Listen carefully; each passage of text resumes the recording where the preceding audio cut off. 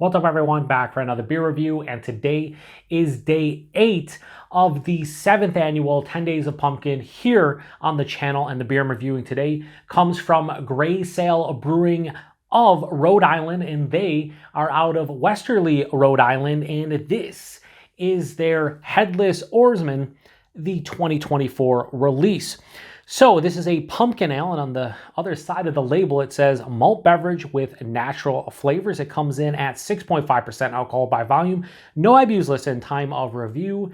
And this can is just over 2 months old. And I picked this one up at Halftime Beverage via halftimebeverage.com. So in the description box, I'll post a link to the beer mail unboxing video I did that contains all the goodies that I grabbed. And I picked up 20 different beers. 5 of those were pumpkin beers, and all of them are being reviewed during this year's 10 Days of Pumpkin. And this is the 5th and final from said beer mail. Did I save the best for last? I have no idea, but I do know that Grey Sail is known for their Captain's Daughter, which is like an old school hazy / New England double IPA. I've had that beer once back in 2016. We don't get distro of Grey Sail here in the Buffalo, New York area, but we did one time.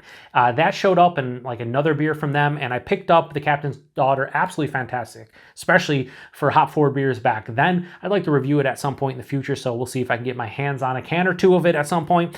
But when I saw this one on the Halftime Beverage website, I was like, you know what?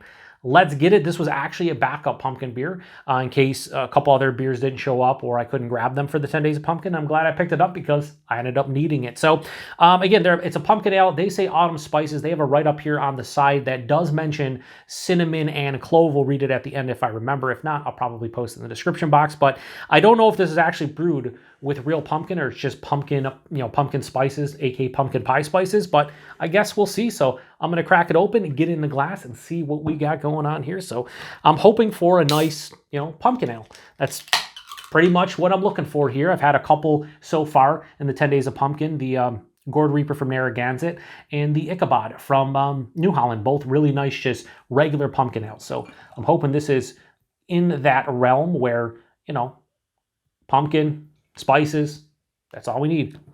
So we're going to throw this over here like that.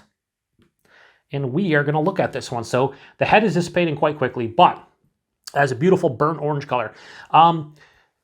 You can probably see the shadow of my hand, but otherwise it has like a murky turbid kind of feel to it, about a half finger of this off-white, soap sudsy looking head. Hold it up to light. Yeah, like a lot of these pumpkin beers, very fine particulates, a couple little chunks, around there. Yeah, it's suspended in animation too. Like when I move it, like the chunks don't really go anywhere. So kind of wild. But yeah, I got it in the pumpkin glass because, I have like 3 or 4 pumpkin glasses I use. This is one of my main ones, and I love it. Let's get a nose. Yeah. Oh, what? All right, so I don't think I've said this yet. We're at day 8. We're a couple days away from finishing this up. But this one has big, like, pumpkin candle or pumpkin pie spice candle vibes to it. Definitely smells like a Yankee candle or something.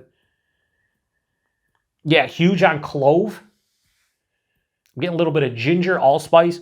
It's not as big on the cinnamon and like nutmeg. I feel like when it comes to pumpkin spice in these pumpkin beers, it comes to pumpkin pie spice and the spices they use, the autumn spices.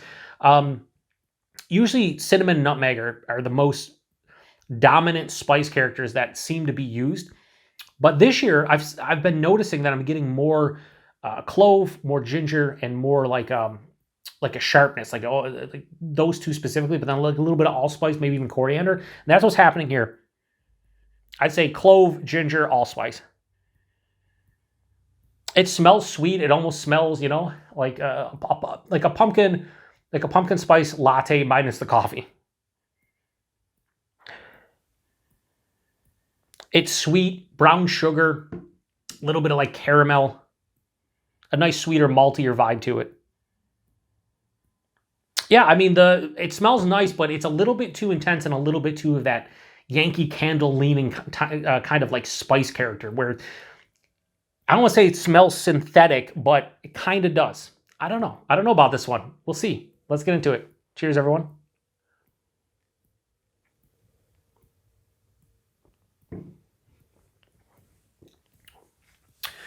This is huge on the clove. If you don't like clove, stay away from this pumpkin beer. The clove is big. Real big to me. It doesn't have as much as that Yankee Candle that I was getting in the nose, thankfully. But it has like this clove, ginger, allspice kind of feel. It's a very bold spice character, somewhat sharp. Almost like there's a little bit of heat to the spices. You know what I mean? Like it's like a pepper heat, but it's not. It's kind of different. Body mouthfeel.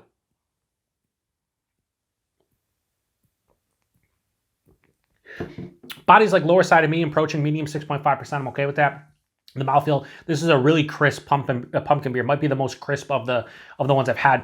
It has like a moderate to a touch over moderate carbonation. Yeah, it's very crisp. It's quite smooth on the palate too, so the mouth feels nice between that crispness and the smooth kind of quality. It's not creamy. It's not soft. Very refreshing. It's a very refreshing beverage as a whole. Here's the thing though with the taste. If you don't like ginger, if you don't like clove and or ginger, it might not be the one for you. So up front, there's nice malt sweetness, a little bit of brown sugar, caramel, a little bit of like a breadiness too. Passes through, the spices hit midway through the palate. And again, in order, clove, ginger, allspice, hints of like cinnamon, maybe a little bit of nutmeg. But for the most part, the first three spices really hitting with the emphasis on the clove.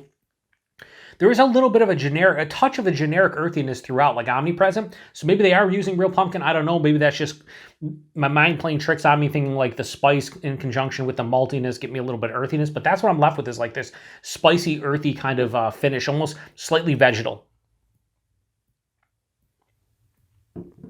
6.5%. You really can't tell. This one finishes quite dry.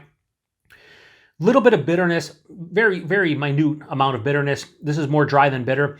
It's pretty sweet up front, but it balances out quite nicely. I would actually say this is like truly balanced, like 50-50. There's enough of that firm dryness, a little bit of that bitterness. It balances out the sweetness to a pretty nice degree. I'm gonna pour the rest in here, see if it changes anything. As is, I don't love this one. I do like it, but I think as far as the other beers that I have reviewed to date, this is probably my second least favorite of the year. Just being honest with you. Take another sip and then I'll lock in a rating here.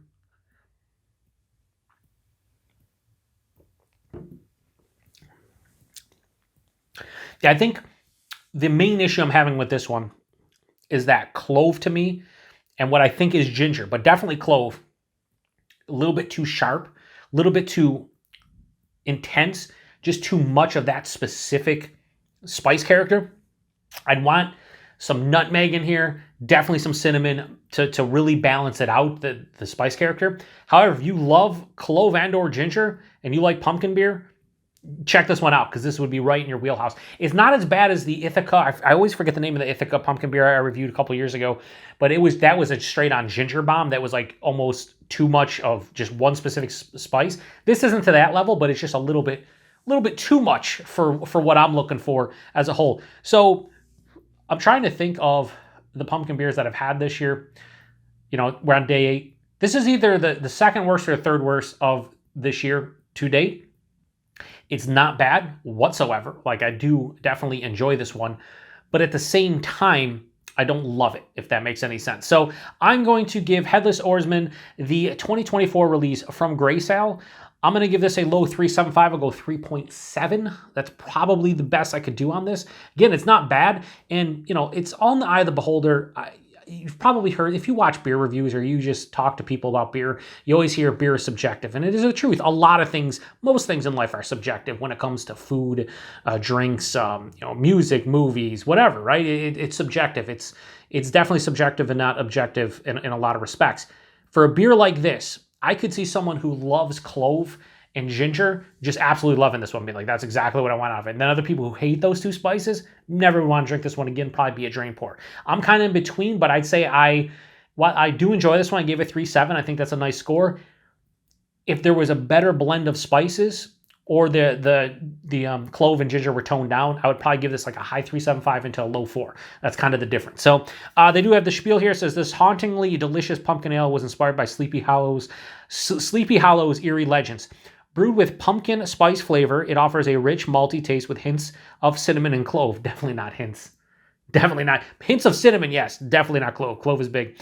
Each sip invokes the mystique of moonlight nights and the chilling tale of the Headless Horseman. Perfect for a ghostly autumn evening. Cheers, Jen and Alan. No, I mean, it's fine. Price point, a little bit expensive here. Especially on halftime beverage. $6.49 for that can. I would never pay that again whatsoever. Now, I think from the brewery, and probably, if it makes distro into, Rhode Island bottle shops and beer stores and in the New England area and maybe even the Mid-Atlantic, you're probably looking at like $15-16 a 4-pack, which is kind of the going rate. That's fine. But $6.49, I would never pay that again. I'm glad I tried it once, but probably would never revisit this one. Maybe down the line I would, a couple years from now, your palate changes and whatnot, but it is what it is. And then availability, I have no idea with Grey Sail. Absolutely no idea. I just know here in the Buffalo, New York area, we really don't see their stuff at all. Outside of that one drop, 8 years ago.